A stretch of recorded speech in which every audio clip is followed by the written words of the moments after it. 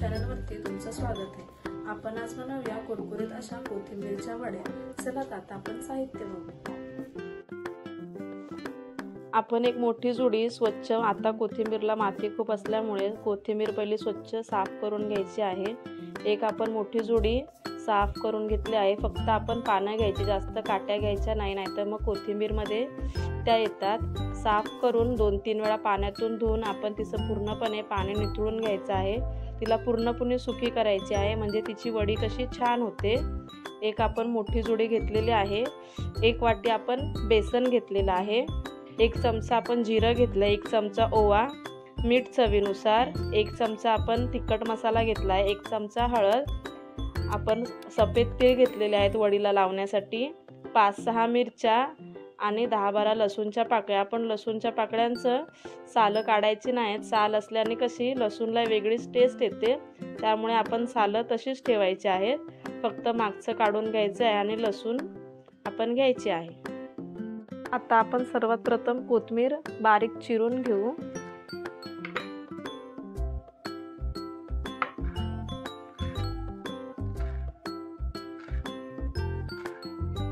कोथिंबीर आपण एकदम छान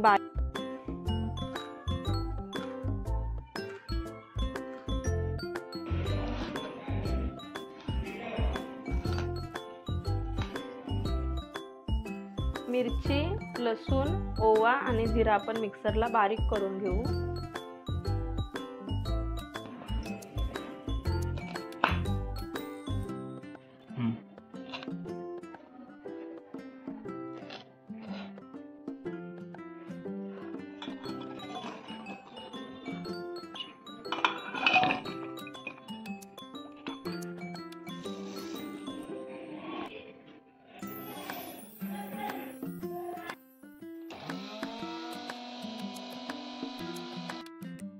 आपली कोथिंबीर आता बारीक करून झालेली आहे। त्यात आता आपण मिरची, लसूण, ओवा, जिऱ्याचं मगाशी आपण मिश्रण बारीक केलंय ते टाकून घेऊ।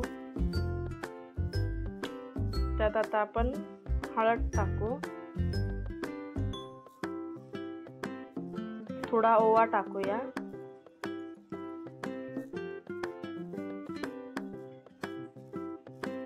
मीठ टाकूया, थोडा मसाला टाकू, आता बेसन टाकून घेऊया।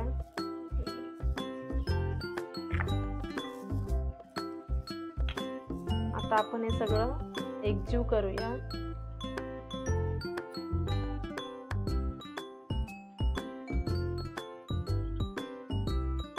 ह्याच्यात आपण पाणी टाकायचं नाहीये, पहिला आपण कोथिंबीरच्याच पाण्यामध्ये ह्याला एकत्र करून घ्यायचं आहे आणि जर गरज लागली तरच आपण हाताच्या साहाय्याने थोडासा पाण्याचा शिंतोडा द्यायचा आहे।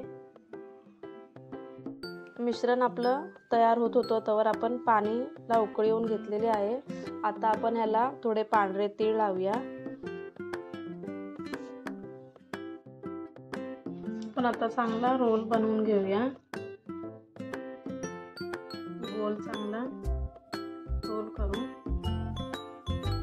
आपले रोल आता तयार झालेले आहेत। आपण आता चाळणीला तेल लावून त्यात रोल ठेवून घेऊ।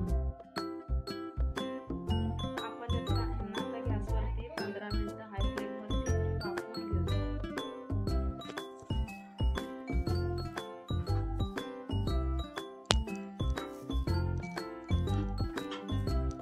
ते 15 मिनिटं झालेले आहेत। आपण आता बघूया वडी आपली झाली आहे का। वाव, किती छान आपली वडी झाली आहे। आपली वडी छान शिजली आहे का नाही बघण्यासाठी आपण त्याच्यामध्ये सुरी टाकून बघूया। बघा, सुरीला काहीच लागलं नाही, म्हणजे आपली वडी छान स्टीम झालेली आहे। आता आपण याला थोडं थंड करून घेऊया।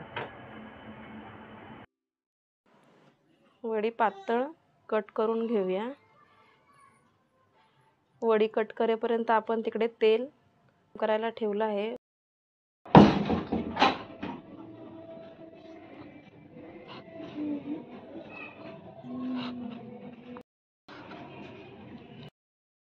तेल आपलं गरम करून झालेलं आहे। आता वडी फ्राय करून घेऊ।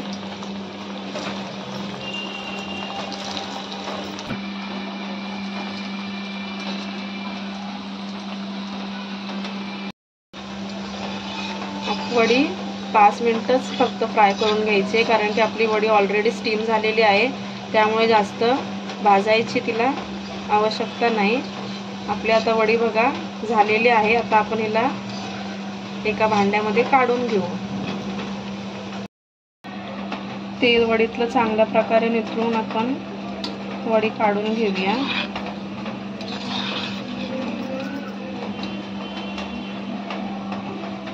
बघा आपली वडी किती छान कुरकुरीत फ्राय झालेली आहे।